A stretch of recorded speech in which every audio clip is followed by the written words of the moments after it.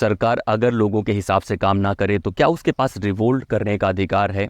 ये बातें कहने वाला फिलोसोफर है जॉन लॉक। तो दोस्तों आज हम बात करने वाले हैं जॉन लॉक के बारे में। उनकी कहानी देखने की कोशिश करेंगे और उस कहानी के माध्यम से जानने की कोशिश करेंगे कि वो किस तरह से सोचते हैं। तो जॉन लॉक का जन्म होता है 1632 में, समरसेट एक जगह है इंग्लैंड में, वहां उनका जन्म होता है। उनके पिता जो हैं वो लीगल क्लर्क होते हैं। और वो दौर अगर आप देखने की कोशिश करेंगे 1632-1640 का दौर, तो इंग्लैंड में सिविल वॉर की सिचुएशन चल रही थी, जहां एक साइड पार्लियामेंटेरियन थे, दूसरे साइड रॉयलिस्ट थे जो मोनार्की को सपोर्ट कर रहे थे, दूसरे साइड जो पार्लियामेंट वालों को सपोर्ट कर रहे थे। उन दोनों के बीच में लगातार युद्ध चल रहा था। और उस पर्टिकुलर सिविल वॉर में अगर आप ध्यान दें तो जो कैथोलिक्स थे वो मोनार्की को सपोर्ट कर रहे थे, जो प्रोटेस्टेंट रिलीजन वाले थे वो कहीं ना कहीं पार्लियामेंटेरियन को सपोर्ट। तो उस कॉन्टेक्स्ट में इनका जन्म होता है। इनके जो पिता होते हैं वो पार्लियामेंटेरियन के साथ होते हैं और इस वजह से जब 1642 से लेकर 51 तक सिविल वॉर होता है तो इनके पिता उस सिविल वॉर में पार्टिसिपेट करते हैं और लीड करते हैं। अब इसी वजह से इनको एक फायदा मिलता है कि वो अपने बेटे को एक बेहतरीन स्कूल में एडमिशन दिला पाते हैं। बाद में जॉन लॉक की जो पढ़ाई होती है वो ऑक्सफोर्ड से होती है। ये ना सिर्फ फिलॉसफी इन चीज़ों में ट्रेंड होते हैं बल्कि एक फिजिशियन बन के फिजिशियन बनने की वजह से भी इनको एक काम मिलता है एस्ले के साथ। लॉर्ड एस्ले एक इंपॉर्टेंट मेंबर थे उस समय की पार्लियामेंटेरियन जो विग था उसमें, और वो एक विग पार्टी का निर्माण भी करते हैं। तो उनके साथ जब इनका एसोसिएशन होता है तो इनका पॉलिटिक्स में इंटरेस्ट भी बढ़ता है और वो लगातार उनके साथ बने रहे। अब एक बड़ा इवेंट जो होता है वो होता है 1688 में, जब ग्लोरियस रिवोल्यूशन होती है। पार्लियामेंट वाले जो हैं वो जीत हासिल करते हैं और रॉयलिस्ट कहीं ना कहीं बैक हैंड में आ जाते। तो क्योंकि जॉन लॉक रॉयलिस्ट को सपोर्ट नहीं कर रहे थे, पार्लियामेंटेरियन को सपोर्ट कर रहे थे, उसके बाद ये लगातार अपनी किताबें निकालते हैं। 1689 से लेके 1704 तक, जब तक ये जिंदा रहते हैं, इनके अलग अलग काम आते हैं, वर्क आते हैं। और जो वर्क इन्होंने करा है वो आज तक हम सबको प्रभावित करता है, चाहे वो इंडिविजुअल के बारे में हो, नेचुरल राइट के बारे में हो, लिमिटेड गवर्नमेंट के बारे में हो, टॉलरेशन, एजुकेशन, हर टॉपिक पे इसने काम करा हुआ है। और आज इसी वजह से कहा जाता है कि जॉन लॉक जो है वो फादर ऑफ लिबरलिज्म है। तो ये बातें हैं उनकी हिस्ट्री के बारे में। अब की जो इवेंट्स है वो देखने की कोशिश करें। पहली बात तो इनके पिता की वजह से ये पार्लियामेंटेरियन लोगों को सपोर्ट करते हैं क्योंकि इनके पिता उस विंग से फाइट कर रहे थे। दूसरा, प्रोटेस्टेंट को सपोर्ट कर रहे थे ये, और इन सब चीजों की वजह से इनकी फिलॉसफी भी प्रभावित होगी। दूसरा जो इंपॉर्टेंट इवेंट है वो है कि 1651 में, अगर आपको याद हो, थॉमस हॉब्स ने एक किताब लिखी थी लेवियाथन। उस किताब का बहुत असर था क्योंकि वो डिवाइन राइट को कैंसिल करता है, मोनार्की को सपोर्ट करता है, एब्सोल्यूट स्टेट बनाने की बातें करता है। तो वो किताब भी जॉन लॉक के दिमाग में थी, हालांकि डायरेक्ट जॉन लॉक उस किताब को एड्रेस नहीं करते क्योंकि वो कंट्रोवर्शियल किताब थी। तीसरा जो इंपॉर्टेंट इवेंट है इनकी लाइफ में वो है लॉर्ड एस्ले के साथ जुड़ना। वो एक इंपॉर्टेंट पार्लियामेंटेरियन मेंबर होते हैं, उनको बहुत बार भागना भी पड़ता है देश से, और जॉन लॉक लगातार उनके साथ बने रहते हैं। इस वजह से इनकी जो पॉलिटिक्स को लेकर अंडरस्टैंडिंग होती है वो वहां से सेफ होती है। और फिर 1704 में इनकी मृत्यु हो जाती है। लेकिन इस दौर में जो इन्होंने काम करा है वो आज हम सबके लिए। तो दोस्तों अब हम जानने की कोशिश करते हैं कि इनके इंपॉर्टेंट काम कौन से। तो 1689 में ये किताब लिखते हैं जो टॉलरेशन के बारे में। फिर 1690 में भी किताब लिखते हैं, ट्रीटीज ऑन गवर्नमेंट लिखते हैं, और उन सब में जो की थीम्स है वो हम देखने की कोशिश करेंगे।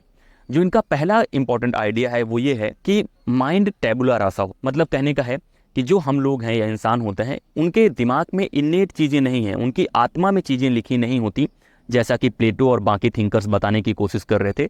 बल्कि लोग अपने ऑब्जर्वेशन से सीखते हैं, वो अपनी लर्निंग करते हैं, जब वो रियलाइज करते हैं, चीज़ों को देखते हैं, ऑब्जर्वेशन करते हैं, रीजन का इस्तेमाल करते हैं। तो ये जो हम पहले से एक अंडरस्टैंडिंग लेके चल रहे थे कि आइडियाज़ जो होते हैं वो लोगों के सोल में होते हैं, वो धीरे धीरे करके बाहर निकल के आते हैं, जो कहीं ना कहीं ये भी दिखाता है कि हर इंसान कहीं ना कहीं एक ही तरह से सोचेगा। तो इस चीज़ को चैलेंज करने के लिए ये एम्पिरिसिज्म का इस्तेमाल करते हैं और उसके लिए कहते हैं कि माइंड टैबुला रासा होता है, मतलब एक ब्लैंक स्लेट होता है और जो ऑब्जर्वेशन होता है वही उसके अंदर आता है। इसी वजह से अलग अलग रिलीजन हो सकते हैं क्योंकि लोगों के दिमाग में अलग अलग तरीके से अंडरस्टैंडिंग हो सकती है चीज़ों को लेके, जैसे वो दुनिया देखते हैं वैसे उनके हिसाब से हो सकता है। फिर जब ये बता देंगे कि माइंड जो होता है ब्लैंक स्टेट होता है, मतलब आप सब चीज़ें जो आप देखेंगे उसके हिसाब से सीखते हैं। तो एक बड़ा प्रश्न आता है कि जब हर इंसान अलग अलग तरीके से सोच सकता है, सबकी दुनिया अलग है, इंडिविजुअलिज्म है, तो टॉलरेशन क्यों जरूरी है? तो इनका दूसरा जो थॉट है वो टॉलरेशन के ऊपर है। हम लोग जब पॉलिटिकल फिलॉसफी पढ़ते हैं तो ज़्यादातर हम लोग इनके सोशल कॉन्ट्रैक्ट को, उसके बारे में फोकस करते हैं, लेकिन जो सबसे अच्छा काम है इनका वो टॉलरेशन के ऊपर, कि हमें क्यों टॉलरेंट रहना चाहिए दूसरे तरह के विचारों के बारे में। तो जो इनेट थ्योरी है उसी से निकल के आता है,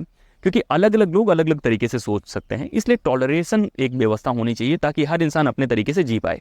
अब ये इंडिविजुअलिज्म का भी बेस हो सकता है कि इंडिविजुअलिज्म का बेस क्या है कि हम आप सब एक भी हैं और यूनिक भी हैं। एक इस सेंस में है कि सबकी बराबर डिग्निटी है, लेकिन यूनिक है क्योंकि अलग अलग तरीके से सोचता है। तो उस दौर में जो डिबेट थी वो थी प्रोटेस्टेंट और कैथोलिक्स के बीच। तो दो अलग अलग तरीके से धर्म का इंटरप्रिटेशन करते थे और इनका मानना था कि दोनों को टॉलरेशन होना चाहिए, कि दोनों एग्जिस्ट कर पाएं, अपने अपने हिसाब से चीजों को प्रैक्टिस कर पाएं। तो दूसरा इनका आइडिया था टॉलरेशन के बारे में। जो तीसरा इनका इंपॉर्टेंट आइडिया है वो है सोशल कॉन्ट्रैक्ट के बारे में। सोशल कॉन्ट्रैक्ट एक ऐसी थ्योरी है जो थॉमस हॉब्स शुरू करते हैं, जहां पे बताने की कोशिश करते हैं कि जो राज्य है वो नेचुरल नहीं है, बल्कि लोगों ने उसको क्रिएट करा है अपनी सुविधा के लिए। लेकिन थॉमस हॉब्स का जो स्टेट है वो एक एब्सोल्यूट स्टेट, जहां पे वो सब कुछ कंट्रोल करता है, वो कॉन्ट्रैक्ट का पार्ट भी नहीं होता, उसके पास ये राइट होता है कि वो आपको कैसे भी चाहे जिस तरह का कानून बनाएगा आपको पालन करना पड़ेगा। लॉक एक नए तरीके का कॉन्ट्रैक्ट देते हैं और जहां पे ये लिमिटेड गवर्नमेंट की अवधारणा देते हैं कि भाई कॉन्ट्रैक्ट के बाद हम एक ऐसी सरकार नहीं बनाएंगे जो हमारे अधिकारों को कंप्लीटली रिजेक्ट कर दे, बल्कि एक ऐसी सरकार बनाएंगे जो हमारे अधिकारों की रक्षा करे। और इसी चीज से निकल के आता है इनका चौथा कॉन्सेप्ट जो है नेचुरल राइट। आज के दौर में जो हम ह्यूमन राइट्स की बातें करते हैं, राइट्स की बातें करते हैं, ये सारी बातें अधूरी होती हैं अगर जॉन लॉक नहीं होते। उन्होंने बताया कि देखो भाई, कुछ अधिकार हमें नैसर्गिक तौर पे प्राप्त, क्योंकि इंसान एक रेशनल एनिमल है, वो रीजन के माध्यम से कोऑपरेशन के तरीके निकालता है, और कुछ यूनिवर्सल राइट्स होते हैं जो एग्जिस्ट करते हैं इंसान होने के नाते, जिनमें से लाइफ, लिबर्टी और प्रॉपर्टी। और इन्हीं तीनों अधिकारों की रक्षा करने के लिए हम सोशल कॉन्ट्रैक्ट करते हैं। और जब सोशल कॉन्ट्रैक्ट करते हैं तो स्टेट हमें प्रॉमिस करता है कि इन अधिकारों की रक्षा करेगा, और इसी वजह से जब स्टेट इन अधिकारों का हनन करेगा तो हमारे पास रिवोल्ट करने का अधिकार। तो इनका जो पांचवा कॉन्सेप्ट आएगा वो रिवोल्यूशन का आएगा, प्रोटेस्ट का आएगा और लिमिटेड गवर्नमेंट का आएगा। अब इस चीज को देखते हैं कि हॉब्स जो स्टेट क्रिएट करते हैं उसमें वो बताएंगे कि भाई जो भी एब्सोल्यूट स्टेट है वो जो भी कानून बनाएगा उसको आपको पालन करना पड़ा। आप वहां फ्री हैं जहां पे स्टेट एब्सेंट है, या स्टेट ने बोल दिया है कि यहां मैं कानून नहीं बनाऊं। लेकिन लॉक ऐसा नहीं बोलते। लॉक बोलते हैं कि स्टेट के प्रेजेंस के बाद भी मेरे पास जो 3 अधिकार हैं वो कोई नहीं ले सकता, और अगर स्टेट वो लेता है तो मैं रिवोल्ट करूंगा, सरकार को बदलूंगा। उस समय रिवोल्ट का कॉन्सेप्ट था कि जो मोनार्क है उसको हटाने के बाद, वो ये नहीं था कि स्टेट को ओवरथ्रो करने के बारे में, जैसा मार्क्स बताते हैं, जैसे आज हम सरकारें बदलते हैं 5 साल में वोट करके, उस तरह की बातें वो करने की कोशिश कर रहे हैं। तो ये हैं लॉक के की आइडियाज जो आपको समझने हैं। आगे हम एक एक करके लॉक के आइडियाज को लेंगे, उनको समझने की कोशिश करेंगे, सिचुएट करने की कोशिश करेंगे।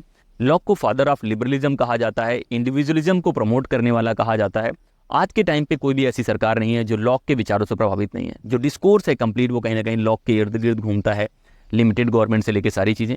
तो हम देखने की कोशिश करेंगे लॉक के जो की आइडियाज हैं, उनकी लाइफ हिस्ट्री तो हमने देख ली, उनके सोशल कॉन्ट्रैक्ट के आइडिया को, प्रॉपर्टी राइट के आइडिया को, लिमिटेड गवर्नमेंट के आइडिया को, रिवोल्यूशन को, टॉलरेंस को, टैबुला रासा को, हर विषय को हम लेने की कोशिश करेंगे, समझने की कोशिश करेंगे कि लॉक अगर ऐसा बोल रहे हैं तो क्यों बोल रहे हैं, ताकि हम उन चीज़ों को रिलेट कर पाएं और एक्सप्लेन कर। तो दोस्तों, मेरा नाम है संदीप सिंह और मैं लगातार आपके लिए ऐसे वीडियोस लाता रहूंगा।